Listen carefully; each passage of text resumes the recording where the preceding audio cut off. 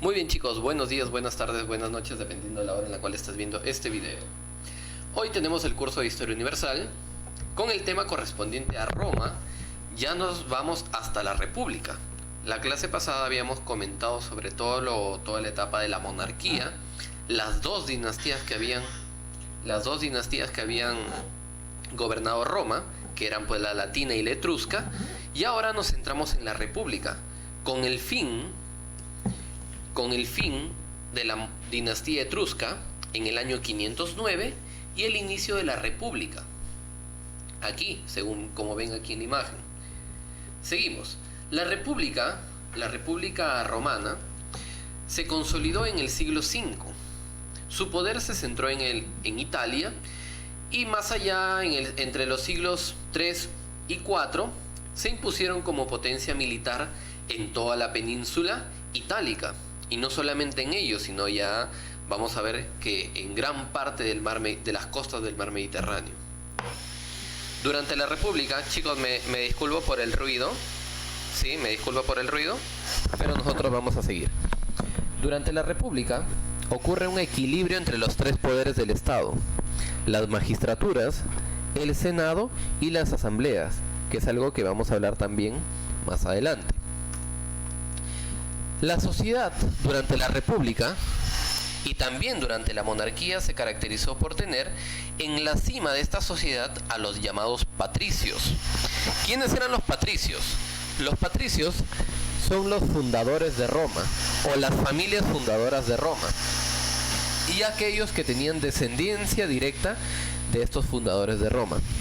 Tenían grandes porciones de tierra y participaban principalmente en la política. Debajo de ellos se encontraban los clientes. Los clientes eran familiares también de patricios, pero que ofrecían, eran plebeyos que ofrecían servicios directamente a los patricios. Los plebeyos que ofrecían directamente servicio a los patricios o servían directamente a los patricios se llamaban clientes. Plebeyos que servían directamente a los patricios eran llamados plebeyos. ¿Y quiénes eran los plebeyos?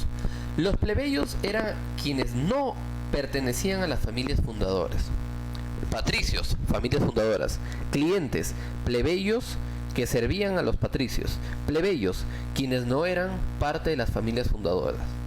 Los plebeyos no tenían derechos civiles ni políticos, y las leyes romanas no los favorecían. Debajo de los plebeyos se encontraban los libertos. Los libertos eran esclavos que eran liberados, que compraban su libertad o tenían alguna benevolencia por parte de sus amos y los liberaban. Y en el último escalón de la pirámide se encontraban los esclavos. Los esclavos no gozaban de ningún tipo de derecho. Eran considerados como una propiedad total de sus patrones y realizaban cualquier tipo de trabajo. Para resumírtelo, esta pirámide no vas a copiar. La que vas a copiar es esta de acá. Patricios en la cima, que controlan toda la actividad política de Roma, controlan el Senado y las magistraturas, y los plebeyos que después, que tras diversos conflictos que tuvieron con los patricios, consiguieron acceder también a algunos cargos políticos, ya sea en el Senado y en las magistraturas. Y por último se encontraban los esclavos, ¿no?, que trabajaban en cualquier actividad que se les encomendara, ya sea actividades domésticas, incluso participaban en las arenas de los gladiadores, participaban en el campo, incluso en la minería. Esta pirámide es la que tú vas a copiar. Seguimos. Durante la etapa de la República Romana inicia la expansión de este país que poco a poco se va expandiendo. En un inicio van a hacer una conquista, pero una conquista local, una conquista continental. Van a intentar expandirse por toda Italia, lo cual lo van a lograr, venciendo a los etruscos en la batalla y toma de Veyes, venciendo a los lacios en la batalla de Vesubio y venciendo a los galos en la batalla de Telamón. Más adelante también logran derrotar a los samnitas en la batalla de Orcas y a los epiros en la batalla de Tarento. Más adelante, una vez conquistada toda la península itálica, van a emprender ya la conquista alrededor del mar Mediterráneo oriental. Van a intentar conquistar no solamente la península, sino también el Mediterráneo occidental. Esto va a provocar un conflicto inmenso, uno de los conflictos más importantes de la Edad Antigua. Esta va a ser las guerras púnicas. Las guerras púnicas fueron un enfrentamiento entre los romanos y los cartagineses. Profesor, ¿quiénes son los cartagineses? Te acordarás de los fenicios, ¿verdad? Los fenicios, grandes navegantes de la historia, fundaron una pequeña ciudad al norte de África. En el norte de África esta ciudad la conocieron como Cartago. Los cartaginenses son descendientes de los fenicios. Puede ser también que, o podemos decir, romanos versus fenicios. ¿Y por qué se llaman guerras púnicas? Como te mencioné, los cartaginenses provienen de los fenicios. En lengua romana, fenicio se pronuncia como foene. De ahí viene el nombre guerras foénicas o púnicas, que a través de la historia se ha ido cambiando el concepto, ¿no? Guerras entre los romanos y los cartaginenses. ¿Cuál fue la causa de esta guerra? El dominio del mar Mediterráneo oriental. ¿Te acuerdas que vimos las guerras médicas?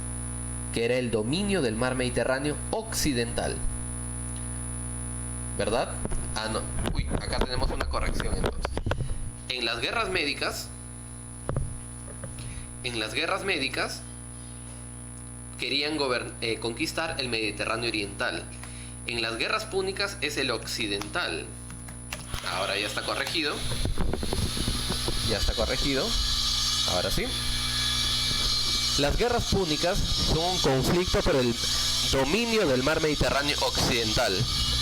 Oriental es a la derecha, donde está Grecia, y occidental es a la izquierda, donde está Roma. ¿Ok? Estas guerras fueron impartidas en 3 etapas. La primera etapa participó Amílcar Barca entre los años del 264 a.C. y 241 a.C.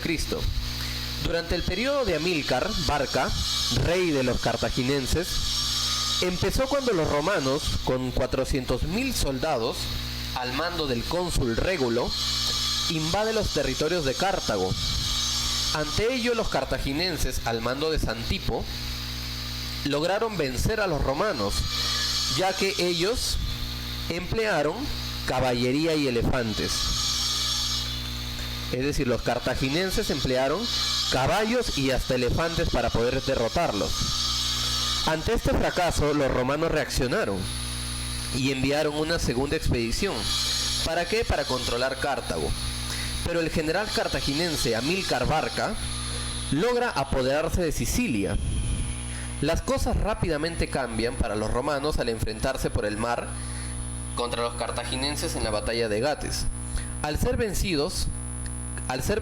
vencida Cartago, Amílcar negocia la paz, comprometiéndose a pagar a los romanos en los próximos 20 años y además de liberar los pueblos conquistados. Dentro de la diapositiva, yo te he mencionado algunas batallas que destacan en la Primera Guerra Púnica, como por ejemplo la Guerra de Miles, el combate de las islas de Gates, que lo acabo de mencionar, y la consecuencia principal de las guerras púnicas es que Cartago se compromete a pagar los gastos de guerra y además pierde los territorios de Sicilia, Cerdeña y Córcega.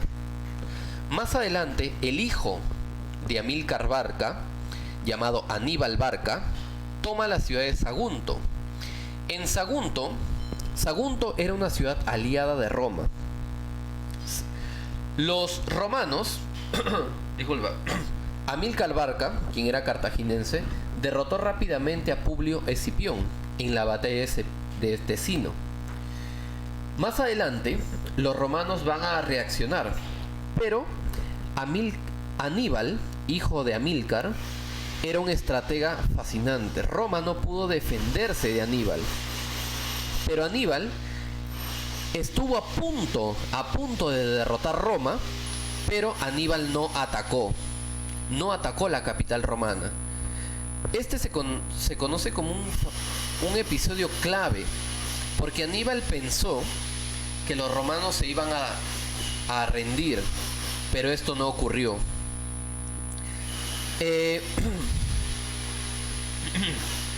Los romanos no se rindieron y se refugiaron en Capua, en la zona de la Magna Grecia. Ante esto, más adelante los romanos se organizaron y bajo el mando de Escipión el Africano, uno de los más importantes generales de Roma, deciden atacar a los cartaginenses en su propia patria. ¿Qué quiere decir? Que los romanos ya no se enfrentaron a Aníbal en Italia, sino viajaron hasta Cartago y atacaron la ciudad cartaginense. Se apoderaron de esta ciudad. Aníbal regresa a defender esta ciudad y se inicia la batalla de Zama, en la cual, en esta batalla, Aníbal es derrotado. Aníbal, totalmente derrotado en la Segunda Guerra Púnica, se refugia en Bitinia y muere poco tiempo después. Esto correspondiente a la Segunda Guerra Púnica, chicos.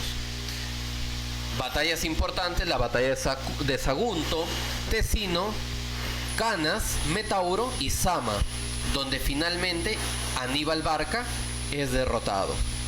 En la Tercera Guerra Púnica ocurre un pequeño levantamiento contra los romanos. Los cartaginenses rápidamente intentan retomar esta guerra, pero el censor romano llamado Catón llega hasta la zona de Cartago y les exige que se rindan, pero esto no va a ser escuchado. Para lo que ello, el censor romano Catón exclama: "Delenta es Cartago", que significa destruyamos Cartago, e inicia los preparativos de la destrucción de esta ciudad. Escipión Emiliano, otro general romano, contaba con 80.000 hombres. Los cartaginenses, comandados por Asdrúbal II, organizaron una resistencia contra los romanos, pero esto no les sirvió de nada. ¿Por qué? Porque fueron rápidamente derrotados. Los romanos, para evitar que hubiese un futuro levantamiento contra ellos, decidieron destruir totalmente la ciudad. Cartago quedó totalmente destruida y muchos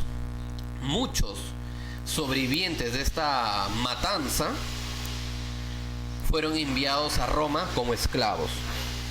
Las consecuencias de esta guerra fueron importantes, porque primero, Roma, al haber sometido a Grecia, Macedonia, Siria, Palestina, Egipto, con esta victoria en las guerras púnicas, logra consolidarse como potencia e inicia las campañas, como mencionamos aquí, a Grecia, conquistan Macedonia, conquistan Siria, conquistan Palestina, conquistan Egipto. Aquí conquistan el norte de África.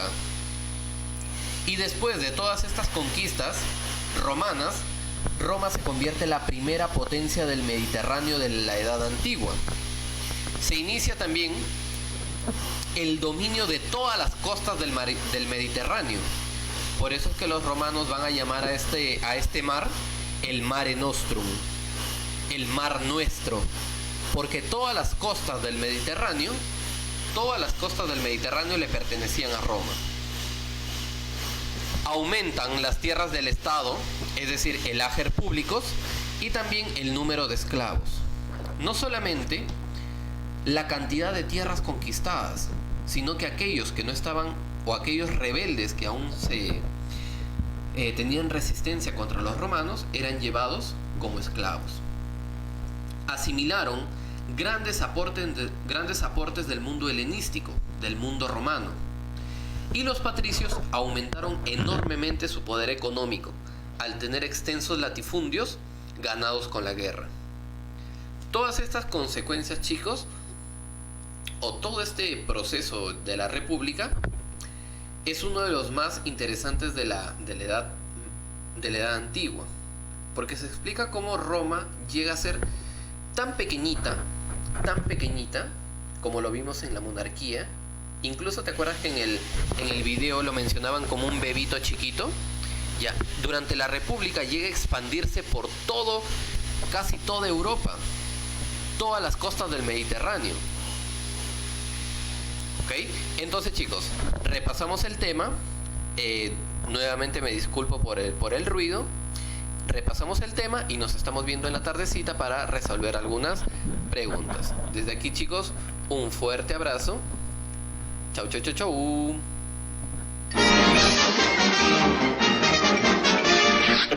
Eso es todo, amigos.